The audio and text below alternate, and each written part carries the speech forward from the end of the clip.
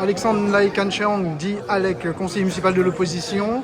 Vous venez d'interpeller, enfin de faire une petite intervention concernant le jugement qui a été rendu contre Maurice Gironcel. Et en même temps, je voudrais vous demander, est-ce que vous serez candidat au municipal de mars 2026, puisque Maurice Gironcel a dit que lorsque le moment viendra, on remettra la balle au centre. Il y a une certitude qui est reconnue, en tout cas M. Montrouge, par M. Gironcel, c'est qu'il sait qu'il ne sera plus dans la course pour mars 2026. Moi, je pense que ce n'est pas le moment, en gros, de déblatérer sur les programmations politiciennes liées aux élections. Quand le temps viendra, on se prononcera là-dessus.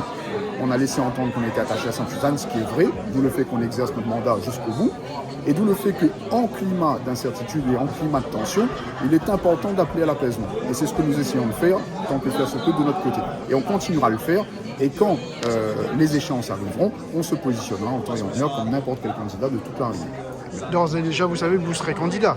D'ores et déjà, on sait toujours que notre regard est rivé sur la reconstruction à Sainte-Suzanne et c'est notre priorité. La population de Sainte-Suzanne, les habitants de Sainte-Suzanne et le territoire de Sainte-Suzanne dans la conduite de ces affaires. Certains pensaient que vous aviez passé un deal avec Maurice Gironcel lors des dernières législatives avec Erika Barège et consorts et que vous ne serez pas candidat contre le candidat que lui choisira en mars 2026.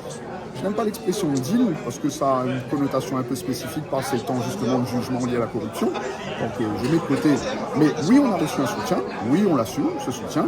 Et bien évidemment, c'est ce qui nous a permis d'ailleurs de nous ancrer davantage sur la 6e circonscription, qui était un mode de déclinaison en fait de la vision politique que nous avions et qui visiblement a permis à la plateforme lyonnaise, que je le rappelle, il n'y avait pas que Maurice Gironcel, il y avait la plateforme lyonnaise qui s'est reconnue dans les valeurs que nous portions, dans les combats que nous menions depuis plus de 12 ans. Ça veut dire que c'est une victoire en soi pour nous. On a reconnu la probité et le caractère tangible des combats qu'on mène. Ça veut dire que notre vision politique émarge aujourd'hui au territoire nord-est.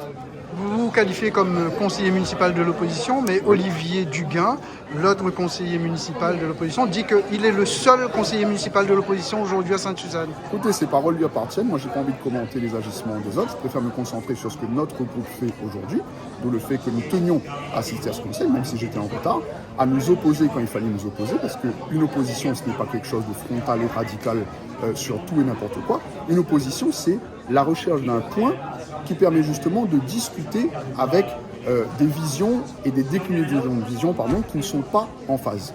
C'est comme ça que je conçois l'opposition. Si j'étais un opposant frontal, buté et fermé, je n'aurais pas appelé dès la semaine dernière à l'apaisement et à la reconstruction. Donc je pense que nous jouons notre rôle, nous prenons nos responsabilités jusqu'au bout et nous le ferons jusqu'au dernier. Maintenant, chacun fait ce qu'il veut et je rappelle qu'il est impossible dans une instance délibérante de constituer un groupe politique avec une seule personne. Quand Maurice Gironcel dit que la justice n'a rien trouvé contre lui, que même lors des perquisitions, lorsque la police est arrivée avec un Malinois qui avait fait peur à son petit enfant, donc cette justice n'a rien trouvé contre lui et qu'il laisse entendre que la justice cible le Parti communiste réunionnais en citant notamment Paul Vergès, Élie Waro, Lucien Langenier, Roland Robert, Harry Chonchikan. Vous en pensez quoi ? J'en pense pas grand-chose, si ce n'est qu'on a salué la combativité d'un homme, d'un idéal politique. Donc toutes les personnalités que vous avez citées s'inscrivent dans cette logique de combativité. Maintenant, le jugement est quelque peu ferme. Nous devons faire confiance aussi aux institutions de notre pays. Donc la justice s'est prononcée. Je pense qu'elle est unanime sur le principe et sur le fond. Maintenant, sur le narratif qui est employé, c'est un narratif qui sert la combativité, certes. Et on peut saluer cette combativité. Mais pour nous mener où ? C'était le sens de notre question. Où est-ce qu'on va ? Pourquoi s'accrocher ? Outre la façade du narratif, pourquoi s'accrocher autant quand on sait que les dés sont jetés ? Quand il dit qu'il est très attaché aux valeurs d'humanisme, de probité ? Ça, il faut l'interroger lui, pas moi.